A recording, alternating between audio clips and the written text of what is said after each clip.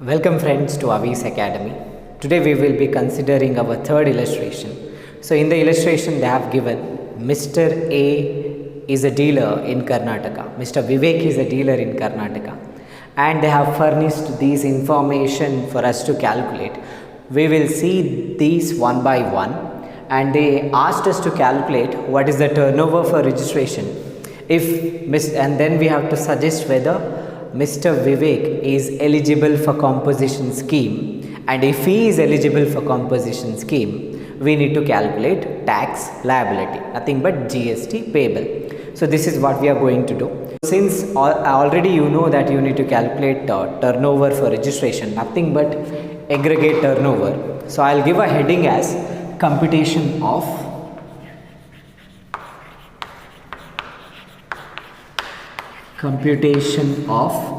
turnover for registration.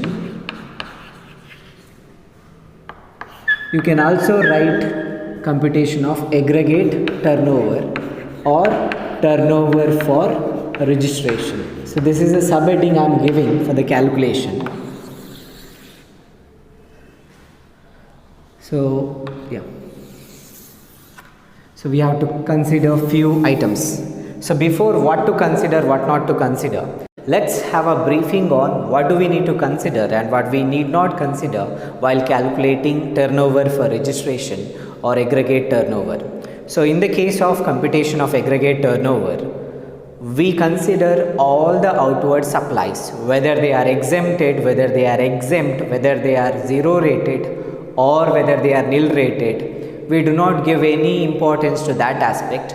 If it is outward supply, we consider that. Then what we do not consider usually, we do not consider any transaction which can be categorized as inward supply. So if there is any transaction with respect to inward supply, nothing but purchases, we do not consider in the computation of aggregate turnover. Remember, there are certain transactions under GST, we do not consider it as a supply. So hence it is not a supply, it will not be a part of aggregate turnover. So what are those transactions or what are those cases? The first case is if there is a movement of goods between principal and a job worker, then the transaction is not considered as supply in the case of GST. Therefore, if such transactions are given, then we do not consider the transaction between or movement of goods between a job worker and a principal. Second transaction is with respect to intra-state or within state branch transfers or stock transfers between the branches having same GSTIN number. If the two branches have same GSTIN number, if the transfer of goods takes place between these two branches within the state, then such transactions are also not treated as supply. Therefore even that will not come in the computation.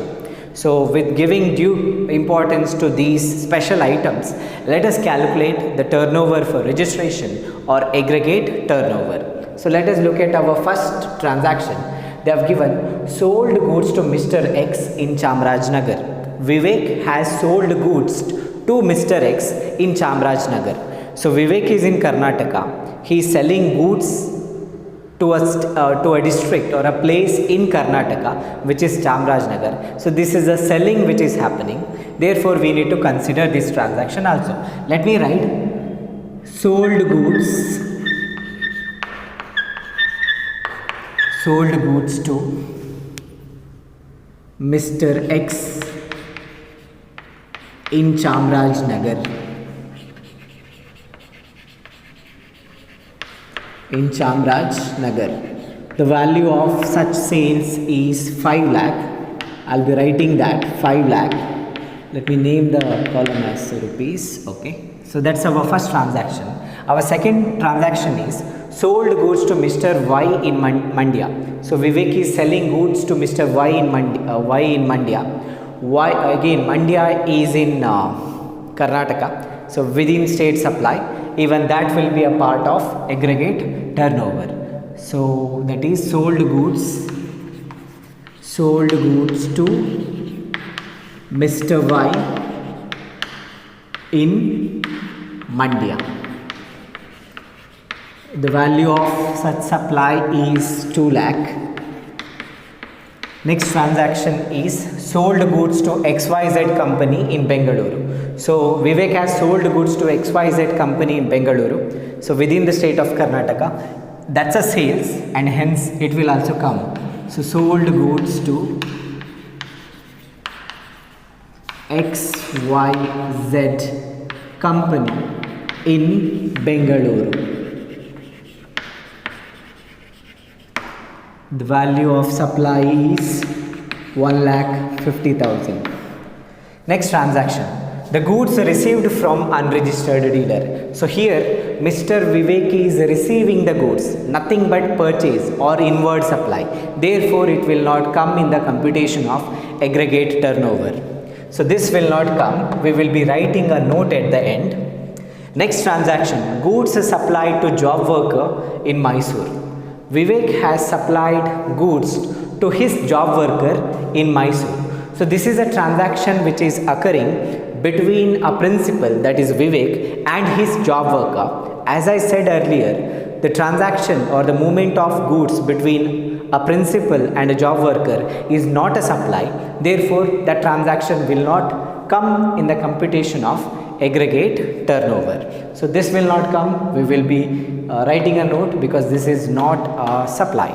Next transaction is supply of services to Mr. B for rupees 4 lakh at 0 rate under GST. Mr. Vivek has supplied some services to Mr. B. So Vivek is supplying nothing but he is selling or rendering services. So it is an outward supply. So this is the outward supply. So it will be a part of aggregate turnover, even though it is a zero rated supply. Because zero rated supply we include under aggregate turnover. So this is the supply of services. Let me write that supply of services to Mr. B. To Mr. B. The value of such service is 4 lakh. Next transaction, let me have a look at it. Sale of goods to a merchant in Mysore. So Mr. Vivek has sold some goods to a merchant in Mysore. So it will also be a part of our calculation. So because it is a sale, right? So sale of goods to a merchant in Mysore. Sale of goods to a merchant in Mysore. Mysore. The value of supply is 5 lakh. Next transaction is transfer of goods from a branch in Mandya to a branch in Bangalore. So there is a transfer of goods taking place between his branches. One is in Mandya, another one is in not Mysore, another one is in Bengaluru. So both places are within the state of Karnataka. That means this is a within state branch transfer. They have not mentioned in the question whether these branches are having different GSTIN number. That means since it is question is silent about the GSTIN number, we assume they have same GSTIN number, and therefore, so this is a transaction between the branches having same GSTIN number, and it is occurring within the state. Under GST, we do not treat it as a supply. Since it is not a supply, it will not be a part of our calculation because this is not a supply. Just like your principal and job worker related transaction. The transaction is this. So this will not come. Next transaction is imported goods worth rupees 8 lakh. Vivek has imported some goods. He is importing goods means he is purchasing goods from a foreign country. This is a purchase, inward supply, therefore it won't come in the calculation of turnover for registration. So this won't come. Next transaction, purchased goods from Hyderabad for rupees 10 lakh. So this is a purchase, inward supply, therefore this is also not a part of aggregate turnover. The next transaction, supplied goods from his branch at Mandya for rupees 5 supplied goods from his branch, from Mandya's branch. Vivek has supplied goods to which place we do not know. So that means it is occurring within the state, because we assume it like that. When the place of supply is not given, we assume the transaction is occurring within state. And again, this is not a branch transfer, okay? So here what they have given is from his branch at Mandya. ಮಂಡ್ಯದಲ್ಲಿರುವಂತಹ branch ಇಂದ transfer ಆಗಿದೆ ಅಂತ ಕೊಟ್ಟಿರೋದು, not transfer again, supply. Okay, ಮಂಡ್ಯದಲ್ಲಿರುವಂತಹ branch ಇಂದ supply ಆಗಿದೆ ಅಂತ ಹೇಳಿದ್ರು, ಇನ್ನೊಂದು ಬ್ರಾಂಚ್ ಗೆ ಅಂತ ಹೇಳಿಲ್ಲ. That means it is not a branch transfer. This is a normal sale which is happening, and therefore this will also be a part of aggregate turnover. Let me write that supply of goods from Mandya's branch, from a branch in Mandya, from a branch in or at Mandya. The value of supply is they have given is 5 lakh.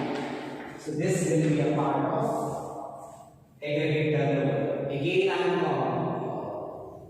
making you cautious here. This is not a branch transfer. This is a branch which is supplying goods. This is a normal sale which is happening. Hence, and therefore, this will be a part of aggregate turnover. And the last transaction is sale sold food and drinks for rupees 10 lakh. So there is a selling of food and drinks which is happening. It's a goods which is sold, and hence it will also be a part of the calculation. So sold food and drinks, value of such sale is 10 lakh. So these are the transactions that comes in the computation of aggregate turnover. So this is equal to aggregate turnover. Aggregate turnover or ATO. So adding up, so this is 5 lakh, 7 lakh, 8 lakh 50,000, 12 lakh 50,000.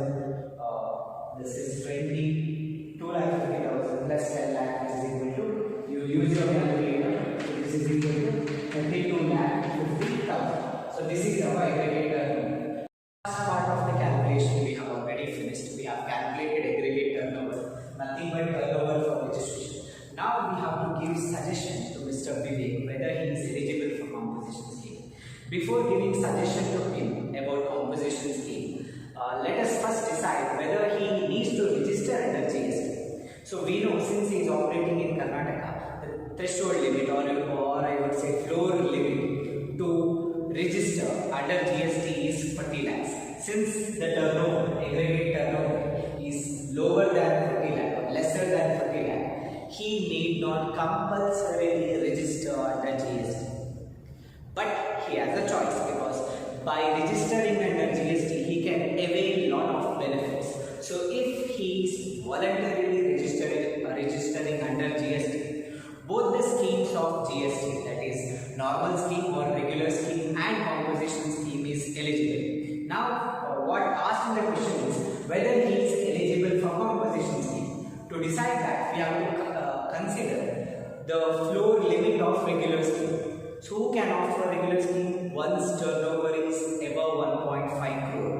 Since the turnover is lesser than 1.5 crore, he is eligible for, or he can opt for, composition scheme. So like that we will be writing interpretation. We will be writing Mr. Vivek need not register under GST because his turnover or aggregate turnover is lesser than 40 lakh.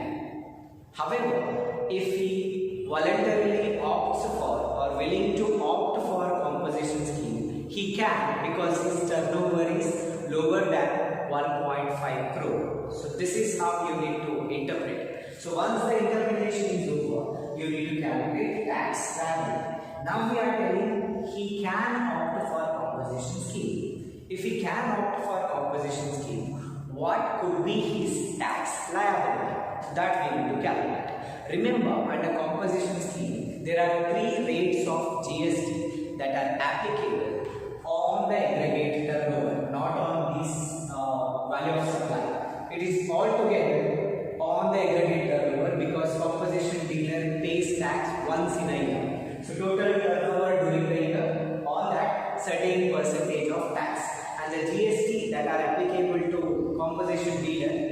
Depends on the nature of business they are doing. We have discussed this in our earlier video. Let me highlight that. If a person is a dealer or a trader or a manufacturer, then the composition scheme ka GST rate is 1%.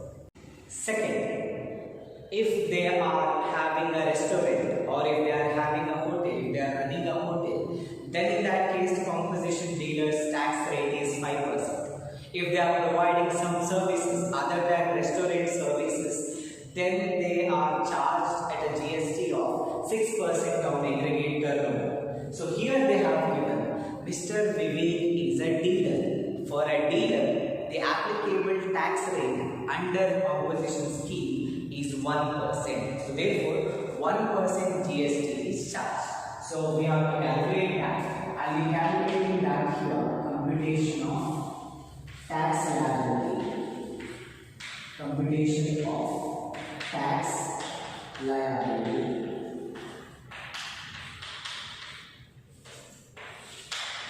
So here in this case, when we suggested composition scheme, there were no transactions with respect to manufacturing of alcohol or tobacco related product or ice creams.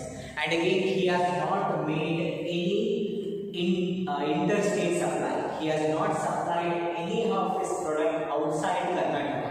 All the supplies that have taken place within the state of Karnataka. So he is eligible for composition scheme.